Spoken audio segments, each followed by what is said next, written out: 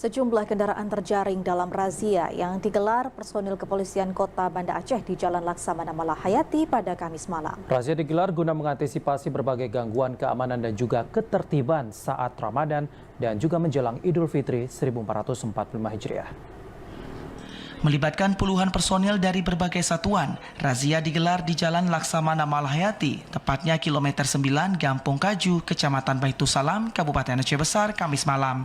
Selain roda 4, razia yang dipimpin Wakasat Samapta Polresta Banda Aceh ini turut memeriksa satu persatu pengendara roda 2 yang melintas.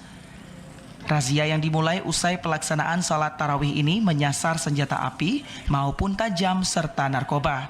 Petugas juga memeriksa kelengkapan surat kendaraan para pengendara. Kapolresta Banda Aceh Kombes Fahmi Irwan Ramli melalui Wakasat Samapta Jufri mengatakan razia ini merupakan kegiatan rutin yang digelar kepolisian guna mengantisipasi berbagai gangguan keamanan dan ketertiban selama Ramadan. Razia juga bertujuan menciptakan situasi aman dan tertib jelang Idul Fitri 1445 Hijriah di wilayah hukum Polresta Banda Aceh. Ya, malam ini kami melaksanakan razia rutin ya, yang kami diperintahkan oleh Bapak Kapolres. Ya, apa tujuannya dan sasarannya? Itu pertama senpi, ya, kedua senjata tajam, tiga narkoba dan pelanggaran lalu lintas lainnya. Iya, banyak operasi memang. Pertama Tepat Selawat, terus ada operasi Mantap Berata masih berkelanjutan.